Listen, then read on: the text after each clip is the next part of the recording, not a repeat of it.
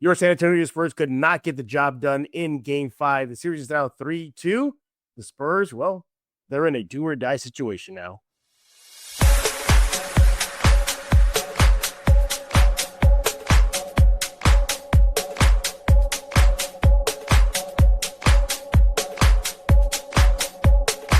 Hey, welcome back to Spurs in Focus right here on YouTube, iTunes, Spotify. You got Pocket Cast, Amazon Podcasts. The list goes on. Go subscribe right now. Don't forget about the Substack. Spurs in Focus Substack, completely free. Sign up today. We thank you for making Spurs in Focus your first and only spot for all things San Antonio Spurs. Yeah, you want to come here first. Ignore the rest. Stay here at Spurs in Focus. What are we talking about today? Oh, by the way, I'm sorry. My name is Jeff Garcia, longtime Spurs writer here in San Antonio. So what are we talking about today? Well, obviously, the loss. Spurs could not take the series lead in Game 5 in OKC. Yeah, they dropped one and kind of close-ish, but it pretty much was all Thunder, losing 127-114.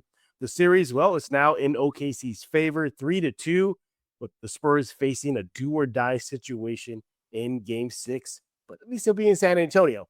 We'll have a full preview of that game tomorrow, but today we're going to be reacting to the loss. What went wrong?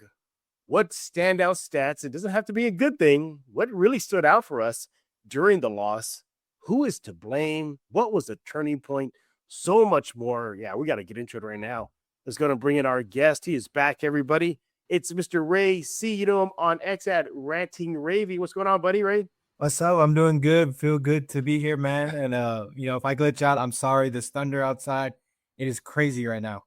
So let me get this straight. The Thunder are even messing with you? Unfortunately, I can't escape them, man. I just want it to be done with. Yeah, I hear you, buddy.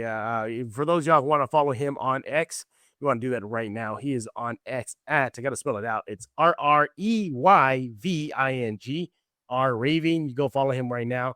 I've known him for quite a long time, and he is back to give us and help me react to a Game 5 loss.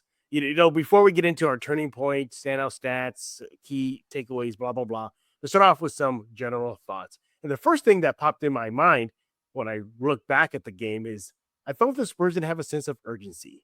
They didn't come out with that fire. In the last two games, they came out strong. Remember in that game that they lost to the Thunder, but nevertheless, they came out and they popped them in the mouth. They had a massive lead. Unfortunately, the Spurs lost. Then you fast forward to Game 4, the Spurs popped them in the mouth. And then they beat them. You really didn't see that. They couldn't maintain that lead. And the Thunder, they charged back. Julian Champagnie after the game said that the Thunder wanted it more than the Spurs did. I didn't see that sense of urgency. That's what it felt like for me. What about you? I mean, you perfectly said it. It was one of those games where coming into this game, it's like, okay, it's Game 6. This is literally, it could factor into how the series ends. And just the first couple of minutes, the first shot we do is shoot a three. Really? Like we're just shooting the three off the bat. Like let's get something going. Let's get into the paint a little bit. I mean, we went up 5, which is great, but we went up 15 or I believe 19 in Game 3, and we saw how that turned out. So I mean, like you said, there was no urgency. There was no fire. I know they showed Keldon talking with Wemby. That kind of didn't mean nothing in the end of this game. Yeah, exactly. Now, the Thunder won 3 of the 4 periods. The Spurs, they did make some sort of a comeback in quarter 3, outscoring the Thunder 33-32 in that third period. I mean, the lead was crazy. At one point, I think the biggest lead for the Thunder was 20 points. And that was the Thunder's biggest lead versus the Spurs in this series. Credit the Spurs, they brought it to single digits, but it was just too little, too late. Another thing that stood out for me, too, as far as just general thoughts, I'll give you my key takeaways from the loss in just a few minutes, everybody, was it felt like they weren't trying to establish Wemby. Like, the Thunder, really nobody, but especially in this series, the Thunder don't have an answer for him. Checked, supposed to be the rival, right? He really hasn't done anything to Wemby. Hartenstein is the best defender they got on him, but he just pretty much in the octagon doing MMA moves on him. And Caruso, undersized, I felt like they didn't establish him and they went away from him. Now, credit Julian Champagnie. You know, he looked like he had a rebound game. The stats show that he was connecting on his threes, but you saw some careless turnovers. There was that one turnover where he just threw the ball over Wemby's shoulder and just kind of bounced off Wemby, who was sailed out of bounds. It wasn't just him. The Spurs, although they had minimal turnovers, they were just like turnovers at the worst possible time. Fouls. It really felt like the refs were giving those OKC Thunder the benefit of the home court advantage. There are some questionable calls too. Don't believe me. Castle, after the loss, said that the Spurs didn't have the luxury of calls as the Thunder did. So he kind of took a pop shot at the Thunder and the refs. So it was like a bad mix of things. You couldn't get Wemby going. They had no sense of urgency. They were just kind of going through the motions. And when they finally woke up, Ray, it was too little too late. Your thoughts? I mean, like Wemby was supposed to be the main guy to take over. There was no doubt he just had a great game 4, I believe it was, and he was supposed to be the guy to step up. This game, I mean, I believe he only had 11 points at halftime, 1 rebound, which for a 7'5" guy, we've known him to get 4 or 5, maybe 8 rebounds by halftime. Just there was no energy, there was no spark, and I do not get it. You're up against a rival team. This is going to be a big rivalry for years to come. Your big one in Chet Holmgren, he's on the other side of it. He has a ring before you from last season. You need that fire. You had the opportunity to take a game and maybe force a game 6 to win at home. This was the game to prove I'm here for a reason. We made it this far. The league is going to be – I'm going to be the face of the league. Go out there and prove it. You mentioned the turnovers. I believe at one point, Spurs, I forget the call. It was around the 3rd, 4th quarter.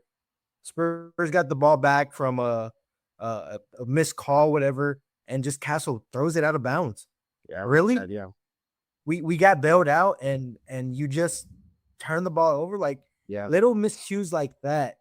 I granted we were down 10, but these next 2 games, any little small thing, detail, it's gonna matter. The first 4 games, okay, whatever, but these small details are gonna factor into how these games go. Exactly. Keeping composure. At certain times, look, the Spurs were getting really frustrated. Mitch Johnson, he blew his stack, rightfully so. The refs didn't see him. They didn't see him, Ray, call a review. He picks up a tech. It got to the point where Wemby had to try to rally the troops in the 3rd period, kind of leaving the huddle.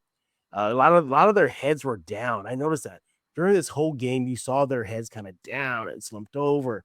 And Ray, I got to ask you, do you think we're seeing, or at least did we see the team's inexperience in these situations show in game 5? Oh, definitely. I mean, this was one of the games where OKC has been in this situation before. You even look at when they were in the finals last year against Indiana. They got that experience that they needed.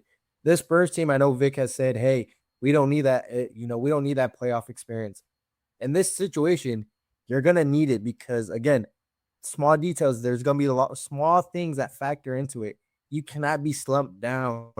Okay, you lost the game. Go home. Tie it up. This series is far from over. Whether it's me coping with the loss today or in general, the series, nobody has 4 games yet. Go out there, win game 6, force that game 7, and put pressure on them. That's it. That's it. Yeah, you summed it up pretty well there. And here's the thing, too. I'm leaving the screen on purpose, everybody, just to see just how dejected they were at times during the game. Again, the Thunder had the biggest lead of 20. Spurs mounted a lead of 8, and they couldn't maintain that. One thing that really, really stood out for me, Ray, as I take off Pouty, Wemby, and Champagnie right there, was just time of leading. The Thunder, they led for most of the game. Actually, they led for nearly half the game, 24 minutes. And the Spurs, it was, I'm sorry, let me rephrase that again. I'm sorry. The Thunder led for 37 minutes and 35 seconds, while the Spurs led for 8 minutes. That tells you the story right there. They were the ones in control. They were the ones kind of pushing back the Spurs comeback. Now, that was a good thing. It wasn't all bad. Yes, losing is bad, but they did make a really good push in the 3rd to keep OKC honest. Ray, I really thought they were going to have one of those classic big comebacks that we saw in the Portland series, we saw in the Minnesota series. I said, all right, this is the Spurs. Yep. And I was even to the bitter end saying, no, they're not out. No, they're not out, because they've proven they can rally from desperate situations. Unfortunately, again, the Thunder lead was so big, they could not come back. Let's talk about the 3-point shots. The 3 points were falling. And you look at the stats, the Spurs had 12 makes from the 3 line. The Thunder had 14. It was just a difference of 2. But there were just those kind of killer threes. Those threes where they were on a run, like McCain hits a 3. Dort hits a 3. Kendrick Williams hits a 3. The timeliness of those threes, I think, kind of put a lot of the wind out of the Spurs sails throughout the game. Did you, Ray, when you were seeing the Thunder make these pushes, did you really feel that the Spurs were going to push back and maybe retake the lead, even though they were down by 20? I mean, that third quarter spark when they went on the, I believe it was 14-2 or 17-2 run. Yeah, it was possible. Like you said, we've seen this team specifically come back in those situations. It's the lack of defense on that perimeter. For some reason, they just seem to let Caruso, McCain, even Lou Dart just take one open. No, guard these guys. I hate to say it. They're champs for a reason. You got to go out there and protect that perimeter. So as soon as those three started hitting for Oklahoma in terms of, kind of slowing down San Antonio, it was like, all right, you kind of see that shift of, okay, maybe they won't be coming back. Then it got to a point where the Spurs just started chunking up threes out of desperation. Instead of letting it come to them, they said, hey, we're down 12. We just need to hit 4 threes, 4 straight possessions, threes. Like, come on, man. Like, we still had time to at least chunk at that lead. We do not need desperation threes in these situations. Yeah. We'll get to this in a bit, especially my key takeaways here. But it felt like the Thunder, they had more production off the bench, didn't they? McCain got the start, so he doesn't count. But nevertheless, you saw guys off the bench for the Thunder, like Casey Laws with 7 points, Kendrick Williams with 8 points, hitting just a few timely threes for them. You have Jalen Williams with 3. And here's the thing: what's more frustrating for me, Ray, is this. Again, the Spurs face a team with no J-Dub, no what was that Joe? That guy's last name is Joe, and then they didn't have what was the other guy?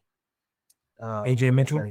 AJ Mitchell, thank you. That's 3 key players, and one of them are they're arguably their second best player, and they squandered that.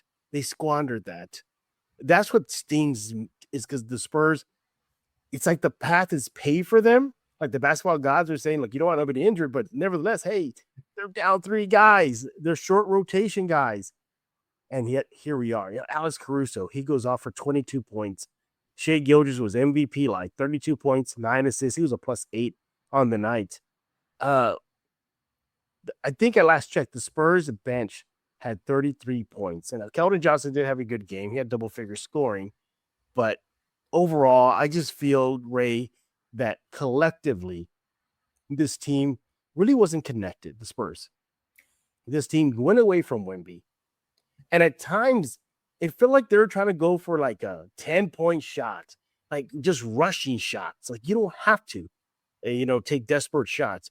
And I feel like they got into desperation mode towards the end. What do you think? No, yeah. I mean, look, when we had that 8-point lead in that fourth quarter, or we're cutting it, we were like, okay, let's just try to cut it down, and it doesn't work. My thing, like you're saying, towards the end, I think they started just playing off emotion. Like, all right, we're down. We should be trying to come back and Wemby rally the troops, but it was just desperation. Nothing set in stone. Julian Champagnie, who had a great night, he really didn't show up in the second half, which I was a little bit surprised on. He had the hot hand. But yeah, I just feel like as much as I love this team, whenever they start losing, they play more off of emotion rather than, actually setting something up or getting Wemby involved. Like Wemby, he's been great, but he has been super cold from the 3-point these whole playoffs. And I think right now, go ahead. No, go ahead. Continue your thoughts. I think right now, like outside of that 3-pointer to tie the game in game 1, he hasn't done much from the 3-point line. And that's sad because you would think a 7'5" guy who could practically do things that point guard can't should be hitting those threes. And it's not going down. Trusting your guys like Vassell and Julian, who's finally caught the hot hand.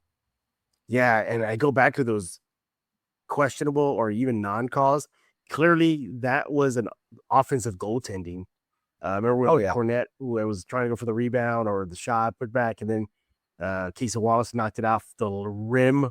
I mean, the refs missed that. Again, they missed Mitch Johnson calling for a replay when the clearly went out of Chet Holmgren's foot earlier in the game. He got the tech, and SGA said it himself after the game, saying he wanted to erase the bad taste of having one of his worst games in Game 4, and boy, did he. I mean, you got to look at this too, man. OKC scored 40 points in the second quarter. That's not Spurs defense. Talk about that. Spurs defense wasn't up to snuff, man. Again, they allowed OKC to score 40 points in the second quarter, and then that was it. They kept that lead for the rest of the game. Spurs did cut it down to 8, but again, just too little, too late for them. And the Thunder, or maybe I should say the Spurs, really shouldn't complain about free throws, because you look at the free throw, the Spurs went to the free throw line, I got here 32 times, and the Thunder went to the free throw line 38 times. So it was nearly even. You can't say there was a massive difference between the two. Again, I think you're right. It came down to the little things. And one of those little things is on my key takeaways. All right, we gave you our general thoughts. Now I'm going to give you my key takeaways. Here's 3 of them. Ray, let me get your reaction to them. I'll start us off here. Wemby and Fox, they had no presence. No presence whatsoever. Now, do you give Fox a little bit of a pass because he's playing injured? A few times they showed him on the TV, kind of wincing, but he is your co-star. He is your second best player, arguably. He finishes the night with 9 points, 4 rebounds, 8 assists in 32 minutes. He was a -10 on the night. He had 1 turnover, and he missed all 3-point shots, 0 for 4. Wembanyama, he needs more touches. Got to have more touches. He finished with 20 points, 6 rebounds, 1 assist. That's good, but not Wemby levels. Again, he needs to go nuclear on OKC. You do that, Spurs have a damn good chance to winning. But he only gets 15 touches, Ray. That's it? 15 touches? And then finally, my last key takeaway, it said it right now, OKC wanted to win more. You could just see it. Champagnie acknowledged it. They just had more fight. And I feel the Spurs' inexperience in playing in a big Game 5, which, by the way, statistically, whichever team wins Game 5, 75% of the chance they win the series. So hopefully the Spurs can buck that trend. I'm going to leave this on the screen a little longer, Ray. Your reaction.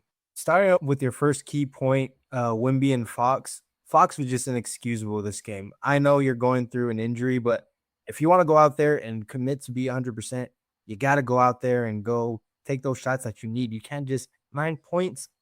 Pivotal Game 6. You can't have that. Wemby, like we mentioned, he needs to be in the game plan more often.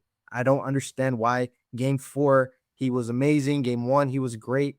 And we just pivot off of that. No, he is our weapon for a reason. We got to go and use him more. The OKC second chance points. I mean, look, we need to play some defense. This whole series, OKC's bench has been able to win these games compared to their starters. Play some defense. Luke Cornette, he has been unplayable. Keldon, until this game, he was unplayable. You cannot let up these guys. They're champs for a reason, whether we like it or not. Go out there and stop them. And lastly, OKC wanted to win more. I mean, there's without a doubt, being in their home arena with all the fans, they saw that we blew them out Game 4. They were going to pack a punch, and it's true. It looked like they wanted it more. They said, you're going to punch us? All right, we got something for you. We got a 1-2 combo waiting for you. Yeah, exactly.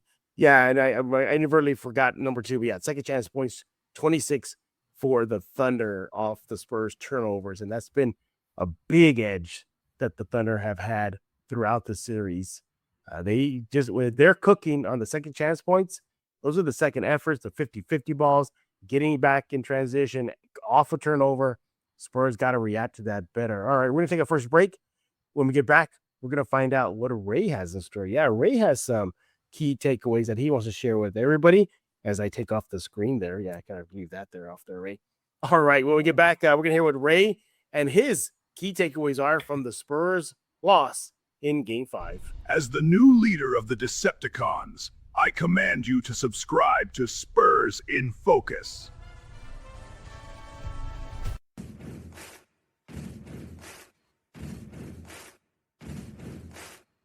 Man, Ray, why does Starscream always think he's in charge of the Decepticons? Have the smoke with Optimus Prime. He doesn't want to smoke the Optimus Prime, you know? He doesn't, man. By the way, you think you can body Lionel there? He's went up for a dunk. You can block him? Nah, I don't see it. I do not see that. All right, welcome back, everybody. We are, back reacting to the Spurs loss in Game 5. Yeah, they didn't pick up the W. They lost to the Thunder. Got to hear from you. Well, first of all, the series now is 3-2 Thunder favor. But yeah, it just was not a good game for your San Antonio Spurs. Again, losing to the mighty OKC Thunder, at least for one game, 127 and 114. So right before the break, I gave you my key takeaways. Ray, what are your key takeaways? Start off with Julian Champagnie. I mean, he was phenomenal for the first 2 quarters of basketball. We need to get him involved. He needs to find his rhythm. He's been super slow these past couple of games. If we want a chance to at least forcing a Game 7, you got to get Julian finding his rhythm. So that's going to be my first takeaway. Second one is Keldon Johnson. Keldon, I thank you for playing finally like a 6th man of the year. This was the game that you needed, your offense, your team needed.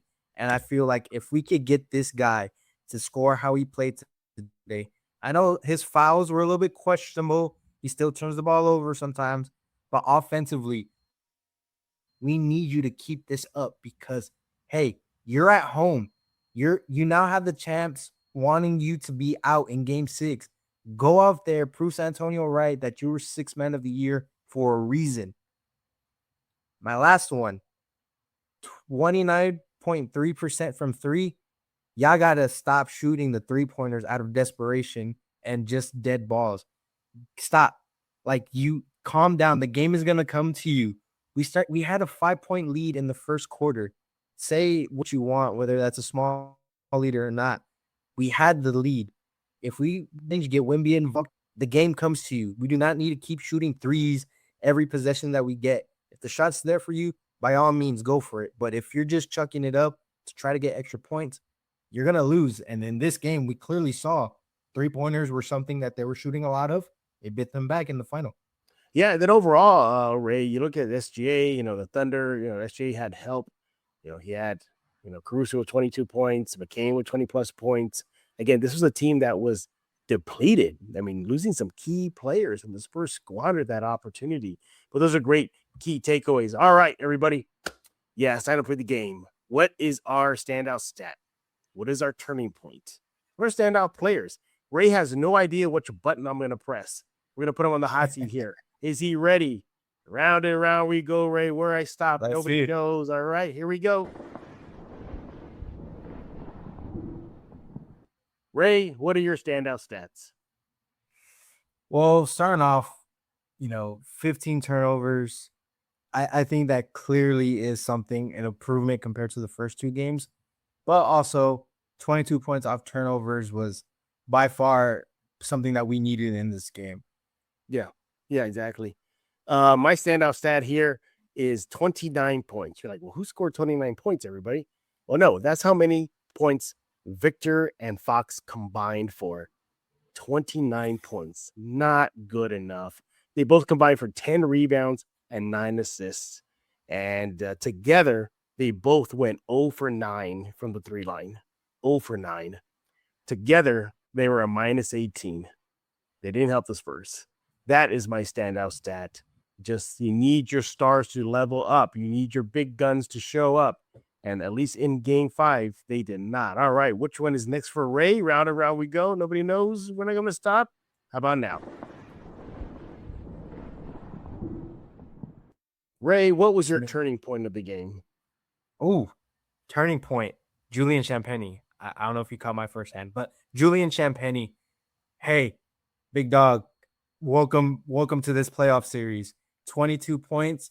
That is what I was looking for this whole series. Right. Go out there.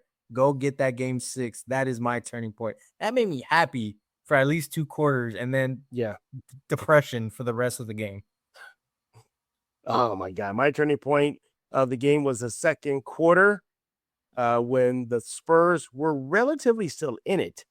So we go to the second quarter, everybody, and the score is 45-44 Spurs. I'm sorry, Thunder with the lead. About 5 minutes and 51 seconds left in the second. But from 5 minutes and 51 point to the end of the second quarter, the Thunder went on a +10 run.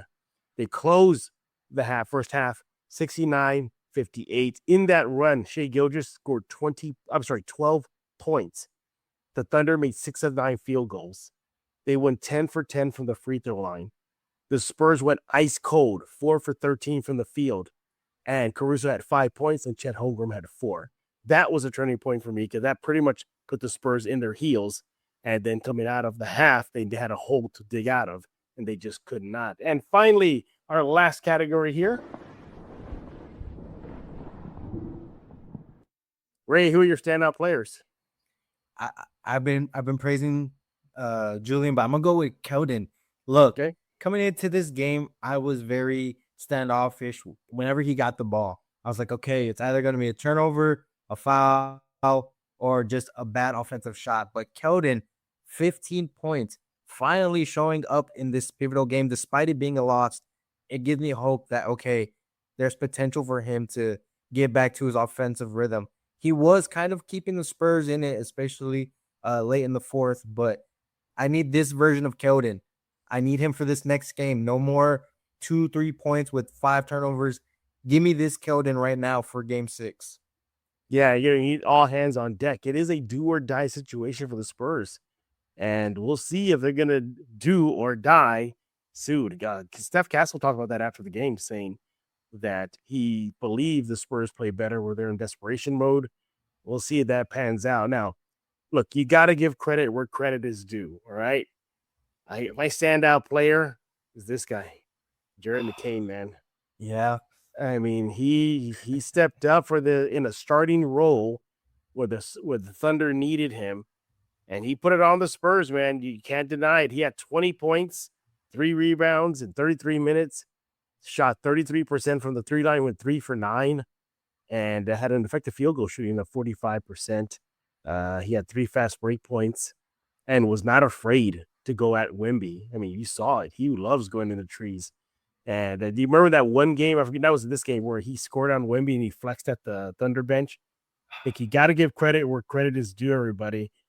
I think he stepped up big for the Thunder, and he was a big reason why the Spurs took the L. I know this is a Spurs in Focus show, but look, you gotta be real, man. This guy McCain, he played well, and he's a big reason why the Spurs find themselves back up against the corner. All right, well, those are our general takeaways, my 3 takeaways, and then of course Ray gave us his key takeaways. What do you think? Do you agree with our turning point? Do you agree with our standout stats, standout players? Probably going to get some hell for picking a Thunder player here, but I got to give credit where credit is due, man. I feel bad for you, Jeff. They set you up. They said McCain said, "I'm going to put that guy on that show on his heels. We have to force him to talk about me." But yeah, we need to hear from you. What do you think about the Spurs loss? Well, before we put a bow on this show, Ray, you probably won't be here for the Game 6 preview, but what are you feeling about Game 6? It's really going to come down to if they involve Wemby. I mean, if any performance is like this in Game 6, well, we got next year to look forward to. But that, and we got to stop Caruso and McCain on the defensive end. That's your killers. SGA gave him his 30 points, but play defense. That's it. That's it. Simple as that. Play defense, yeah, and stick to what you know. Get that pace up. They gotta play fast. But again, we'll break it all down on tomorrow's Spurs in Focus right here on YouTube.